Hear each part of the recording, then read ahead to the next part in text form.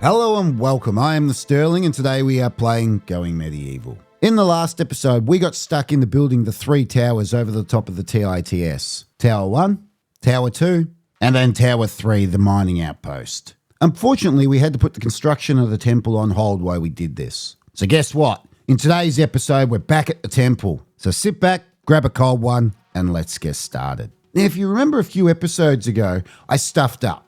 I've stuffed up quite a few episodes, but this one in particular, I stuffed up the width of the base of the tower. Hopefully, moving forwards, we don't come across any complications due to this. Nonetheless, the outside walls of the base is complete. It's time for us to now start filling in the internal walls. Once again, they will be made out of limestone block.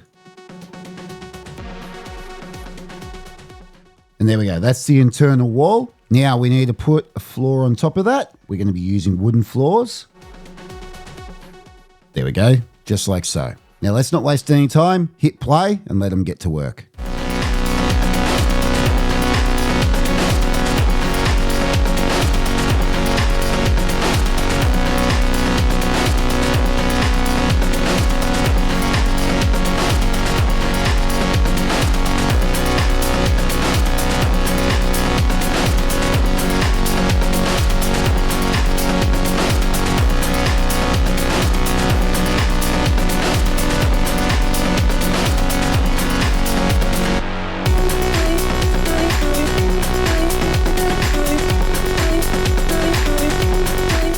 Fantastic. We have finally finished the ground floor of the temple. It's only taken us about 3 episodes to bloody get this far. Luckily, we've had no major distractions so far this episode. Now let's start planning out the next level. We're going to do the construction the same way we already have. We're going to work from the outside in. Now the first thing we need is flooring. We're going to use wooden floors.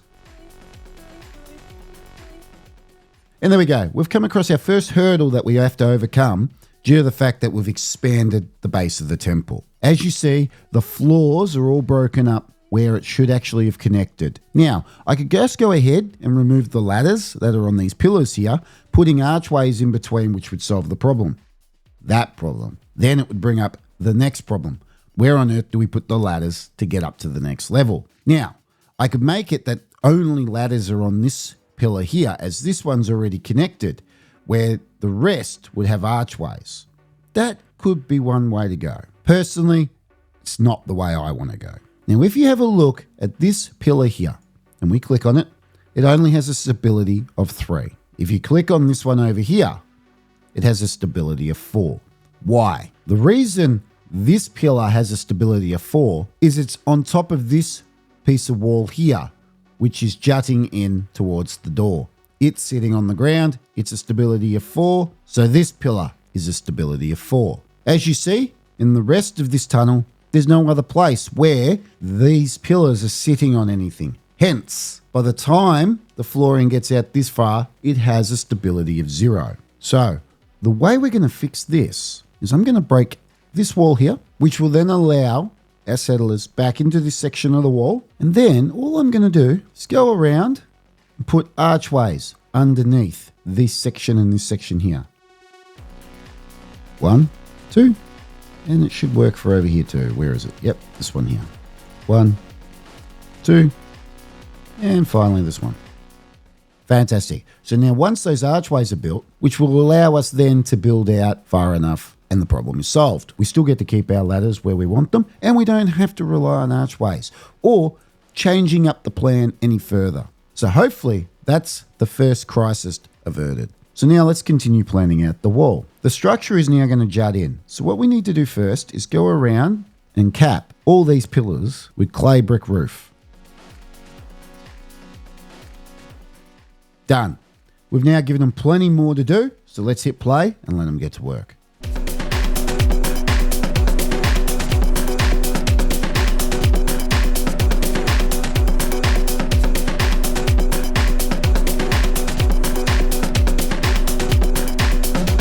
Oh, wow.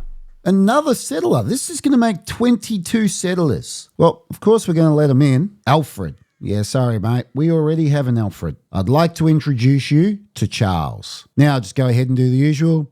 Fix up his job, schedule, clothing, etc., etc. You know the drill. Wait, we can't name him Charles. we already have a Charles. So I'd like to introduce you to Barry. His name's Barry. I thought he looked like a Barry.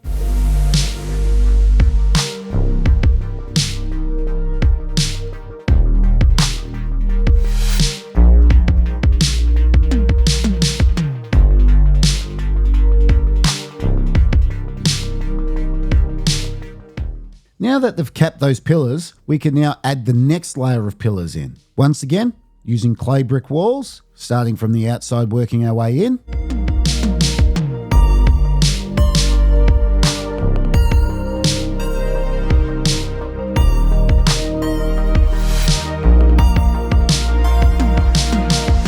There we are. Now once again, let's hit play and let them get to work.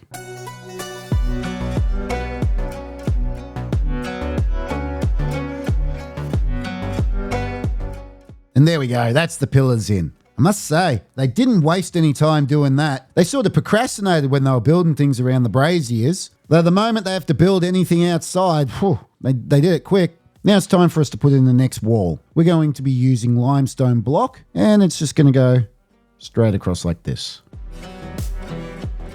Fantastic. Now, we're going to follow along with the pillars. There we go. Now we're going to add the windows.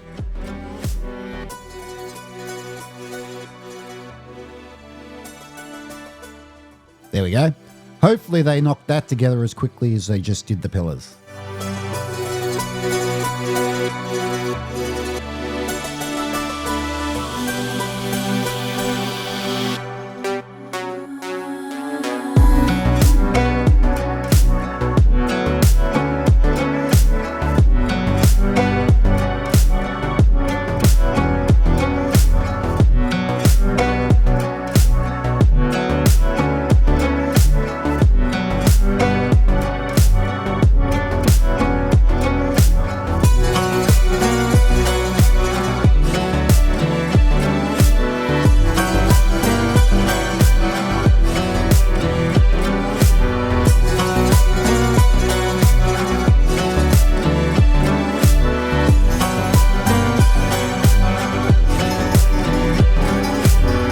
That's the next level done. Now, some of you may have noticed that for the last few episodes, I've been running the experimental build of going medieval. As you can see down here in the bottom corner where it says development build. I've been running the experimental build because since one of the updates, the dev tools no longer allows my game to work. To which I need the dev tools to be able to take off the UI, to be able to have the better camera angles, as you can see here.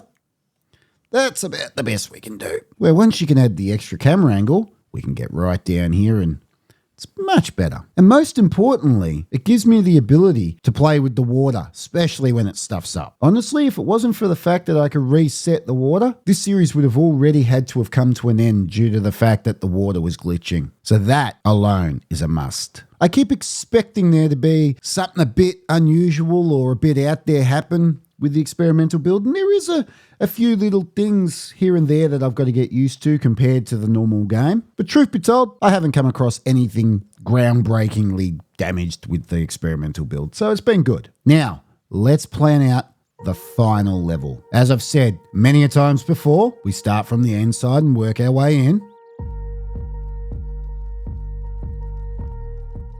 There we go. Now, in planning this out, I flirted with quite a few different ideas on how to cap these clay brick pillars. At one point, I put braziers, clay brick braziers on top. It looked all right. Like, I must admit, it did look all right. But then I came up with the issue of, well, how do you resupply them? And so I kind of moved away from it. I also flirted with quite a few different other ideas. In the end, I settled with just putting a roof on, something along the lines of that. And so there was just a roof. Now, does that look the best? I don't know. I must admit, I did kind of like the idea of the clay brick braziers, but the execution was probably incorrect. So I'm not 100% sure how I'm going to cap these. What I do know is I now need to add clay brick arches.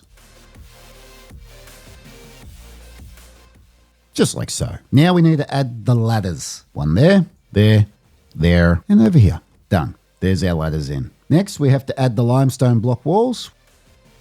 Done. We need to add the roof on top. Bugger. We have now found another reason why 9 across is an issue. What is the span? Nope. Can't even do this. The span is too wide. Great. Well, not the end of the world. Just means we have to work out another plan. There we go. I've had a bit of a fluff about, and this is about the best I could come up with. No doubt there was probably a better way to do it, but this works out. So I've moved the wall one space in. I've then put down another layer of floor on the outside here, and then I've moved the timbers in here, which will wrap around for the ladder. Truth be told, not 100% sold, but on the bright side, now I can do this. Ta-da! It fits. Fantastic. Because of the new plan I've done here, my original plan of being able to get out in this area is now gone. So I'm going to have to add ladders to get out onto this outer platform. Thus, to be able to do that, I've got to delete these blocks of floor. Now we can continue planning this out. Next, by adding clay brick arches. Now, looking at it, there's meant to be an arch here and here on the corners, which obviously now, because I've made the whole top section slightly smaller, they don't line up. And so now I'm not 100% sure I like the archways. These corners look like crap. See, this is what happens when you deviate from the plan. It might be a small mistake at the bottom, but by the time you hit the top, there's issues. It's like if you're trying to draw a straight line, if you're a couple of millimeter out at the start, you're going to be kilometers out by the other end, or miles in the case of our American friends. So, how am I going to fix this up? Maybe I could put a clay brick wall in the corner and then do it off there, but I don't know about that. I think it's going to come down to I'm going to have to just have a fiddle. So, continue doing what I know, which next is adding the limestone block windows.